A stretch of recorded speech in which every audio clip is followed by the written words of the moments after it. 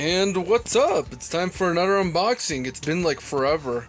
Yeah, this package actually stayed in Japan for nearly a month, as opposed to, usually just arriving to the country here and then this time, sometimes they would just keep it for weeks.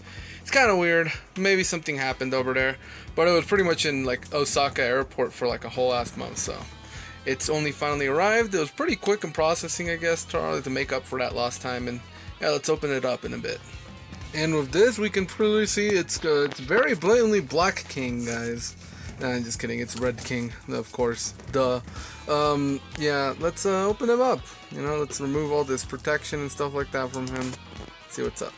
Alright, so right off the bat, we got the accessories here. We got 2 fists and a boulder with a hand. So you can display him like that, like he's lifting it. Damn, he's pretty good looking. We're gonna switch him into fist mode. But, yeah, no, I just really like this monster. It's really great. I think this might be my favorite Figuarts monster. Although, I say that, yet he's got a funny thing with his, like, little jaw.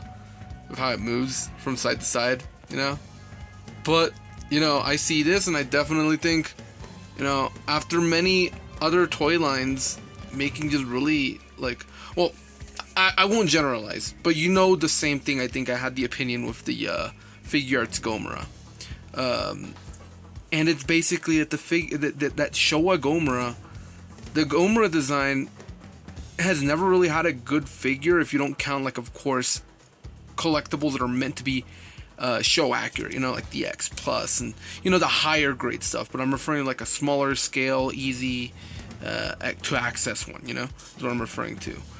And the same thing with Red King, honestly, because if you look at their Ultra Monster Series 2000, stop focusing on Destroyer, goddammit. If you look at their like Ultra Monster like Sofubis from like the early 2000s, they're not accurate at all. They take a lot of liberties that are kind of just throw you off from the design. They make it look kind of ugly, and with Gomera, at least you had the alternative of buying the Heisei version, even though that was limited. With Red King, sort of what they did was just like the Spark Doll more accurately captured the original design. And the Ultra Act, of course, is very stylized. It really doesn't resemble the Showa design nor the contemporary Heisei one. But this guy is just perfect. Really beautiful monster. Let's just turn him around. Articulation wise, he's also really easy to move around in terms of like the legs, the arms, the neck, the body, etc. Things that I felt were more difficult to do on King and Gomera. And speaking of, we are going to be doing the comparisons in a bit. Just that, like I said, it's really great figure though. I'm very happy with it. These are usually just quick verdicts, so don't expect any like full in-depth from them, as I always do. But yeah, let's do the comparison so you know what you're buying.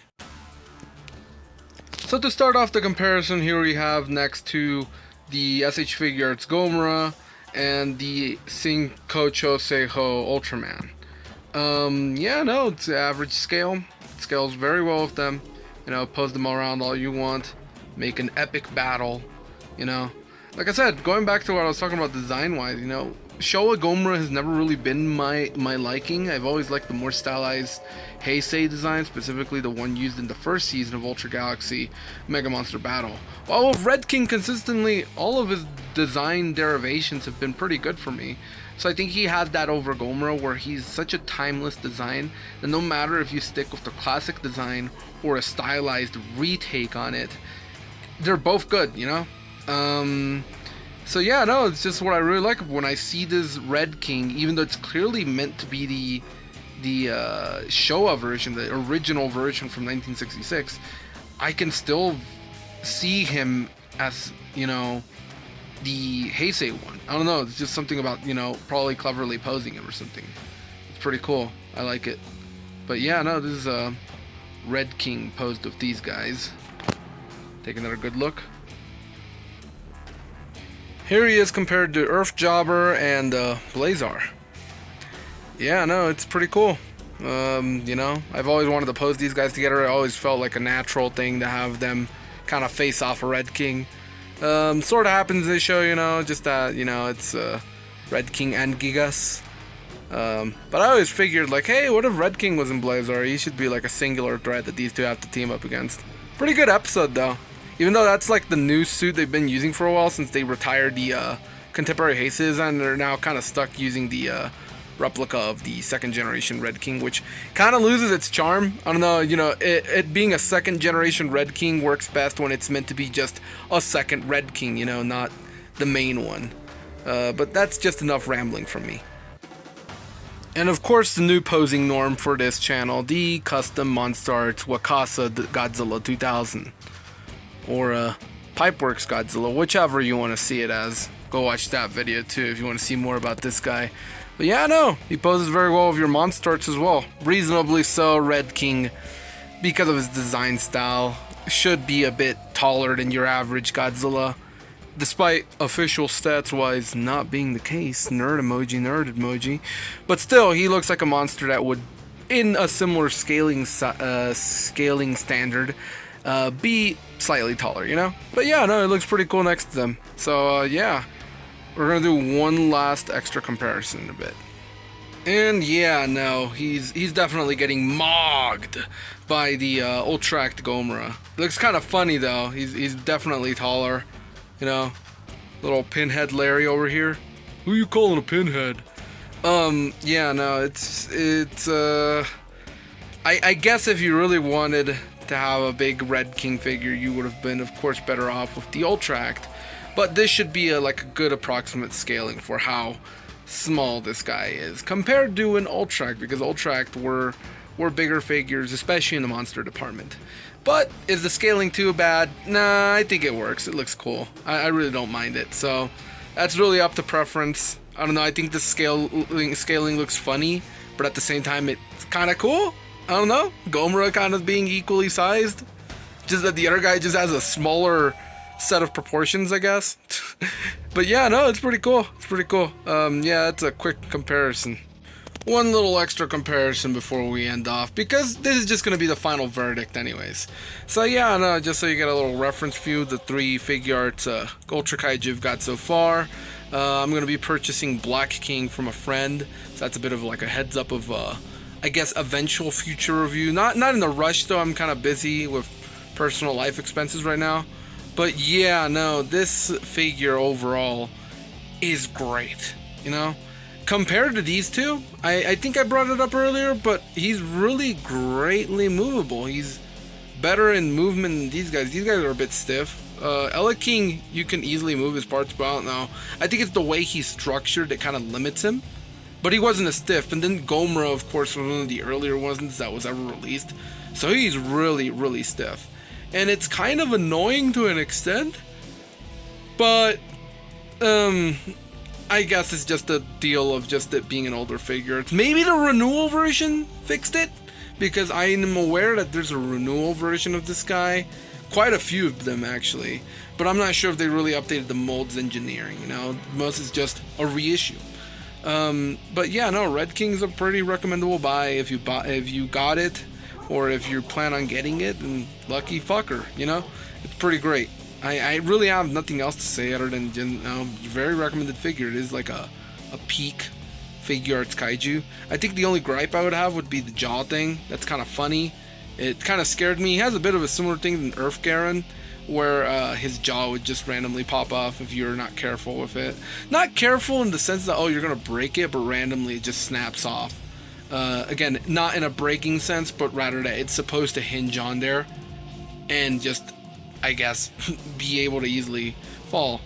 I don't take this figure as a fragile one, but I'd be careful anyways. I don't know, I kind of don't trust it anyways. I really don't trust these expensive figures when it comes to just parts randomly falling off of them, you know? Like, yeah, it could be harmless, but you never know. But yeah, overall, great figure. I think that's all for today. But yeah, no, here's the last comparison, you know? Gomera, Ella King, and Red King. Really good stuff.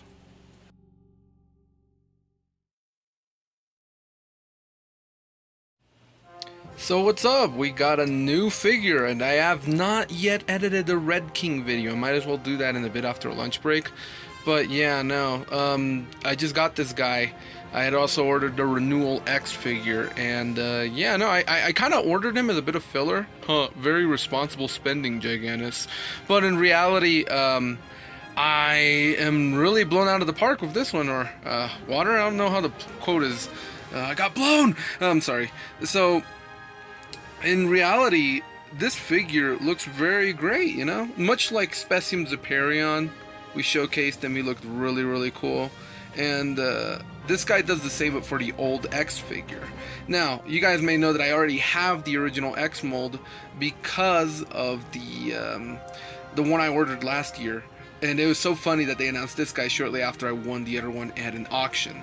So, yeah, no, I thought it was like, oh, well, let's get it so we can display one in normal, like multi-task with that. But in reality, it's not a bother to do so because this figure's details really, really stand out quite nicely when compared to it. Other cool new things we've bought are a new chair that I'm currently sitting on, and I no longer feel the stress of bad position. And a GameCube style Joy-Con grip for, well, not Joy-Con grip, but GameCube style Joy-Cons for my Nintendo Switch. But yeah, now let's get it out of the way with some comparisons. Because, what's it called? I already did them in the previous one, but still, we might as well do some comparisons quick for him, you know? For starters, let's compare him to Red King, you know, our figure we recently got. You know, very good scale, average, ultra average monster size. The ideal stuff.